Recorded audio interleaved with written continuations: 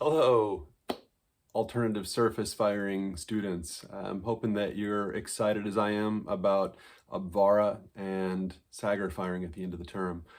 We're coming up with some projects that have an emphasis on a lot of rounded, sort of blank canvas exterior surface that will look extraordinarily cool when we do the special firing at the end of the month. And I've got one here for you that is a hollow donut pot. It's made with two walls that you bring up and bring together at the top and seal air between the two walls. And I don't really know what the point of these pots can be. I mean, they make really cool planters for succulents. It's this enormous bulbous pot with just a small little area for growing. So you can't really put something that needs a lot of root room or water holding capacity. But they look amazing if you put sort of spilling over the sides solid succulents. So that's one possibility. You can put a hole in the bottom of it, or two or three, and call it a succulent planter. Or you can just make it as an art object. They're very fun. So I'm going to show you a finished example, and then I'm going to show you how to make it. All right, I've got a finished sample for you. Finished as in thrown and trimmed, but obviously not fired yet. And you can see it's just this big giant Michelin tire of a more like a tractor inner tube.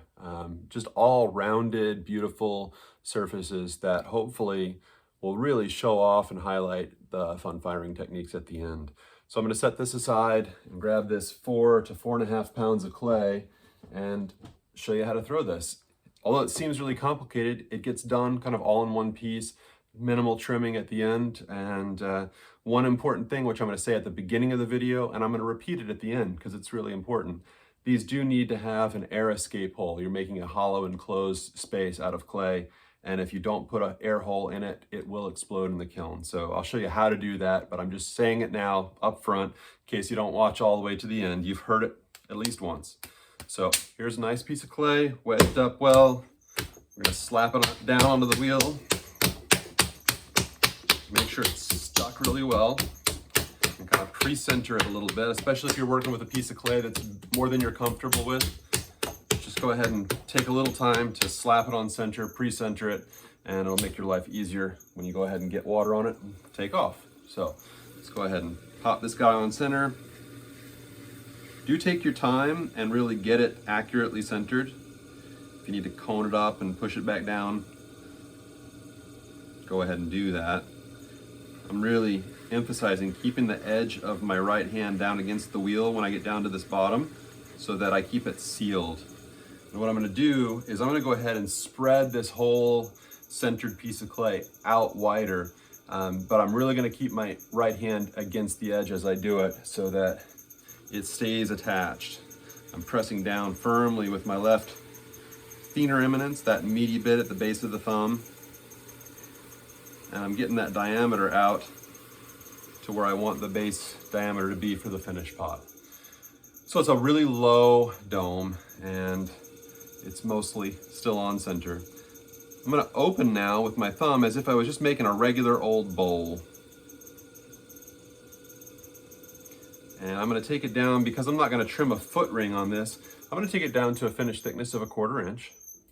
So I check it because I just can't tell.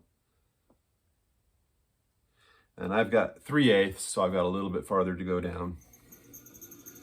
And then I'm going to just draw out like a cylinder. This is where it deviates from being like a bowl. I'm going to pull it out. I think I'm going to take this one out a little wider. The proportions are going to be different than on the one that I showed you. This one will have a little bit more space in the interior, maybe a little bit slightly less dramatic donut, but I really love using these as planters, and I've had some that have really small spaces in the middle and big giant donuts, and they do work great, they look great, but I want to have a little bit bigger plant in this one. They work great for Christmas cactuses. They work great for mouse-ear succulents. That's the one that I have the most luck with. And then jade plants do really well. And we can hook you up with cuttings. Okay, so I'm gonna just compress this rim down a little bit, partly to just recenter it and partly because I wanna split it. So I'm just gonna try to hold it steady for a second, get it to be a little bit more centered. And then I'm set up now to go ahead and push my finger down into the middle of this wall until I get down to the same level as the floor of the pot inside the wall. What that's gonna do is give me two pieces of clay to work with, one that's gonna get pulled up on the inside and one that'll come up on the outside. Now, when something has a smaller diameter, you don't need nearly as much clay to make it come up to the same height as you do clay out at the bigger diameter. So when I'm splitting this, I'm not thinking split it in half. I'm thinking split off a little tiny bit off the middle and leave most of the clay on the outside. So I just feel like I need to recheck my floor depth. That's fine in the middle. Yeah, and it's a little thick out here at the edge, so that's okay, but I'm just gonna press a little bit more of that out into the wall. We are gonna be firing these things in this sort of stressful way, for the pots, that is, not for us. It's fun for us. So getting it as even as possible is probably a really good idea. Okay, here goes. This is the big split. You use this important tool, your index finger, but not just sort of willy-nilly. You gotta get in here and support yourself and make sure that you're not wiggling. So I'm just dropping down, dropping down, dropping down. I started to feel my finger stick a little bit. It got dry, so I'm gonna just stop, get a little bit of water in there, and then keep going. I'm gonna just take it down until it's to the same depth as the floor. And I can confirm that with my needle tool.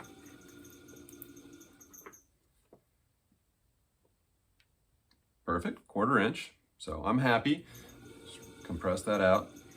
And then what I feel like I need to do when I make these pots is take this inner cylinder before I even mess with the outside and go ahead and pull it in like a spout or like a little volcano to kind of get it out of my way. I want to be able to work on the outside and then come back to this inner part. So I'm just going to reach down like I'm pulling a regular pot, but instead of pulling it straight up, I'm going to kind of pull it towards the middle. And I'm using my left thumb right over here at the front of the pot to kind of help that happen. So I'm closing it down as I'm lifting it up.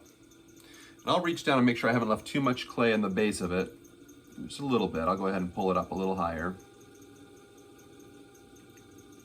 Don't want to get it flimsy, but I don't want to leave behind material that can turn into useful wall.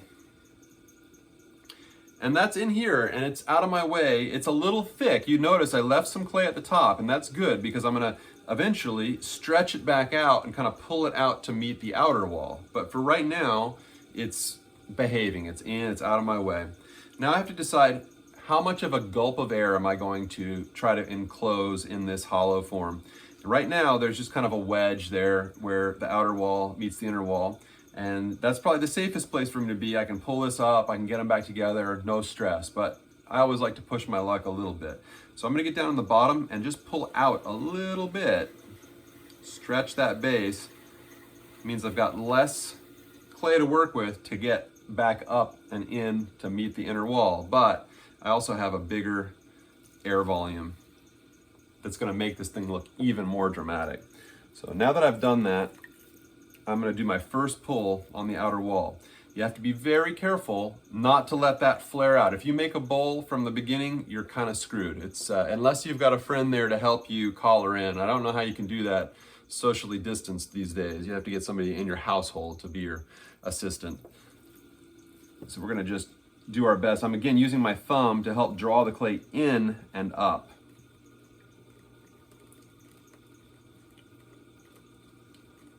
I want to get it at least as high as that inner wall, because I'm going to still belly that out a little bit, and when I do that, it's going to drop. I still feel like I have enough material to get a little more height on this, so I'm going to reach in, kind of play operation between the two walls, dig in at the base, and really pull this up. Excellent. Not going to make any thin spots. I'm going to chill. Always like, oh, bigger, bigger, bigger, but I'm gonna just chill out. All right, so here we are. This is a good place to be. That inner one is lower, but it's fine. I can pull it up and out and kind of meet. I do have goopy water between those two walls, and I need to do something about that. So that's gonna be the first order of business. I have this very fancy tool here. It's called a sponge on a stick, little 20-cent foam craft store paintbrush. Takes a few passes, but you can reach down in there and sop up all the juice, squeeze it back into your bucket. I really like these because they're flat, they're fairly smooth, and even though they take a few passes to get the water out for 20 cents, I'll use this every time. And when they get raggedy, you can drop another 20 cents on it. They're also nice because they're kind of skinny, and you can get them down in the space where you need to get it. All right, so that's pretty well dried out. It's pretty important, actually, to get that extra water out of there, because once we close it up, there's nowhere for it to go other than kind of slowly into the wall of your pot, and it's just gonna weaken the clay and make it less happy with you. So I'm gonna just take one extra pass. Now, again, if I'm being safe, I just go, cool, I'm here, I'm gonna be able to get these together. If I'm being bold and somewhat foolish, I try to belly out this outer wall a little bit. So you can guess what I'm gonna choose. Just a little more. It's always the famous last words. I don't want to bring the top out, so I'm going to leave it alone. In fact, I'll even pull it in a little bit. But now I've got this really nice round shape that I'm pretty excited about. I'm going to consolidate that rim for just a second, and then I want to rough it up. And that's because I'm about to pull the inner part of the donut up and out to meet it, and I don't want to have it kind of in my way. So I've got a super scratcher here. This is a feather texture brush from Kemper, and I'm just going to spin the wheel and roughen up this surface that's going to meet that inner wall. There's enough moisture on there just from throwing. I don't have to add any. But I want to just go all the way around, make sure that's all scratches. And now, the moment of truth. I'm going to reach down carefully inside there, maybe with just a couple fingers, and I'm going to grab a hold of that inner wall. And, you know, things like to come out. They're happy about that. So I'm coming up and out. And I'm going to pull it up and out to as close. Oh, shucky darn. I was doing so well. Lost focus for a second and tore the top off. At this point, I'm going to be starting over, most likely. I'll see if I can recover from this. Probably not, because I really planned on having that amount of clay, and I think I was getting a little greedy. So I'm going to just go ahead and cut off that flappy edge.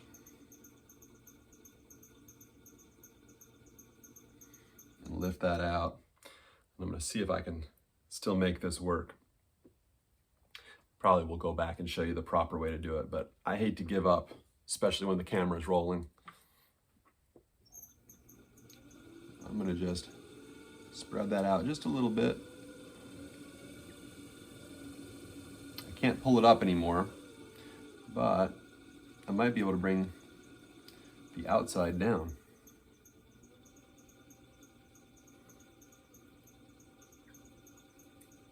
It's definitely not how you want to do it, but sometimes, desperate times. All right, so I'm gonna just get my hands as big as I can, get around this thing, and start pushing in and down.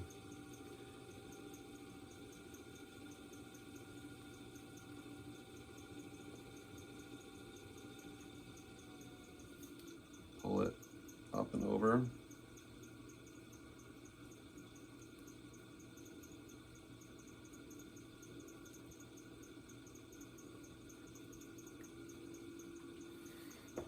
Just keep working it in and down. They're coming closer and closer together. I have some hope of it working. Oh, I missed. So double failure on this one. I just missed the rim of this one. It went past it and caved downward. So, you know, I could definitely make them touch, but then they've got an overlapping part, and it's not what I want. It's sealed. You know, once you get it sealed, you can kind of get away with a little bit of slop here. I can make this look like sort of the finished product, but I know in my heart that that's not right. So I'm gonna get another piece of clay and bust through all those steps until I catch up to where I was when I screwed up, and edit the video and show you how to do this properly. These things sure are fun though. I'll probably mess with this for a little minute before I get the camera going again. All right, bear with me. All right, I couldn't help myself. I kept messing with it, and it's not gonna survive. So for instructional reasons, I just wanted to pull this up for you for the camera so you can kind of see. Obviously this isn't a great shape, but you can see that big hollow airspace in there that makes this pot look so much bigger and heavier than it really is. And so I'll start the camera back up in a minute. I'll get another piece of clay, catch up to where I screwed it up, and show you how to finish this project. Okay, we'll pretend like that inner cylinder's top never did get ripped off. Here I am kind of at the same spot. So I'm going to rescore and try that one again. I'll consolidate just a little bit before I score so I don't have too much extra goop on there. That's one thing to be aware of. You know, you want a little bit of moisture, but if you have too much slip in the joint, it doesn't really want to bond very well. So I'll scratch it really well.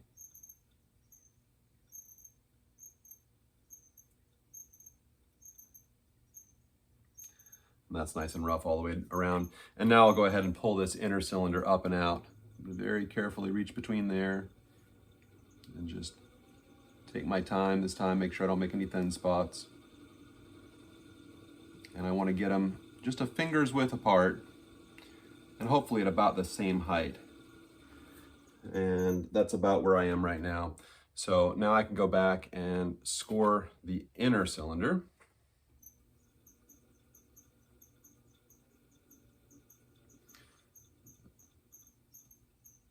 Make sure I get that right.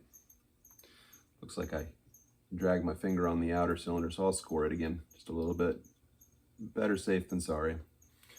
All right, now here's the really fun part. We're gonna try to get these two things to meet up and form a seal. And once they form a seal, we're in pretty good shape, but it's a little stressful. When you first start stretching it, when you're stretching the inner cylinder, you're stretching the inner cylinder into sort of an egg shape. And so it's gonna try to make contact at one point, but then it's spinning. So it's kind of dynamic and awesome. I'm gonna touch it 2 points on the outside and 1 point on the inside, or 2 points closer together. I'm just gonna slowly work that two walls closer and closer together.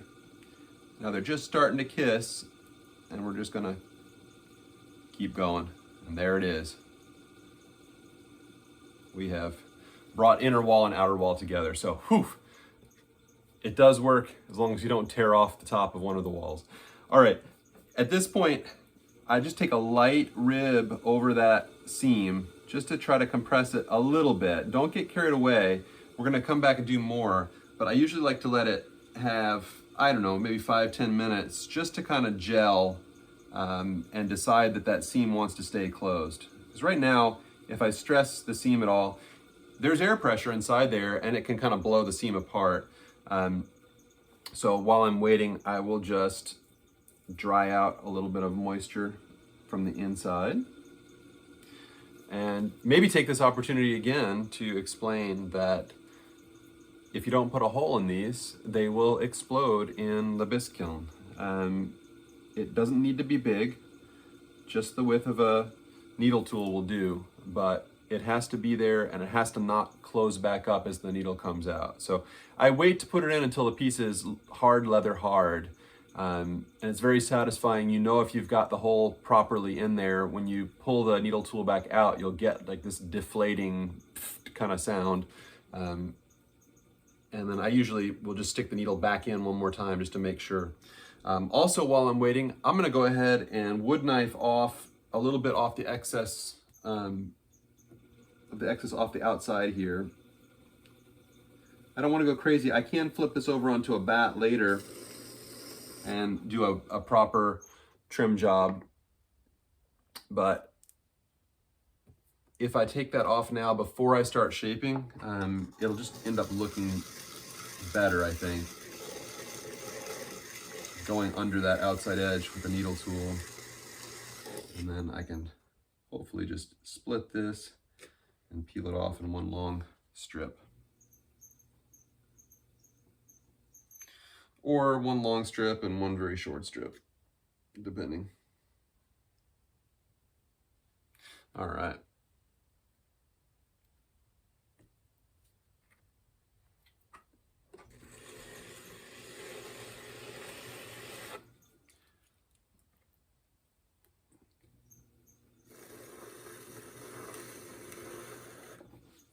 One little goober that, of course, wanted to stick back down, but I've got it now. So that has not been 15 to 20 minutes, but I'm gonna still mess with this a little bit. So I love these pots because they're so smooth and voluminous and just kind of dying to have some cool alternative firing surface put on them. Whatever that may be. Might be raku, it might be Avara, it might be Sagar. Take a lot of aluminum foil to get around one of these, so maybe Avara is better. I sometimes even like putting them in my wood kiln in the position where, you know, if you throw a log in a little wild and crazy, these are kind of like door stops. They'll stop a log. So I usually put them at the bottom front of my kiln, and they get a lot of interesting marks and textures just from the ash and embers laying up against them during the firing. Now, a little word about ribs. This is important for every project we make this term. If you want the ultimate smooth surface, you would need to curve the rib and get as much contact area at once as you can. And that's just because otherwise you're going to get all kinds of little ridges like I did that time where I was just making a continuous sort of small contact area pass. So I'm going to bend it this time and not make a lot of pressure on there, just light and full contact over about 2 inches or so of the pot surface. I'm just taking my time. I'm using my left hand to help guide my right hand, keep it at the same height. I'll just show you the difference that makes on the outside. You can see how perfectly smooth and round that is. And I can do the same thing on this inside curve, kind of bend it. Light pressure, you don't need much. Just enough to make contact.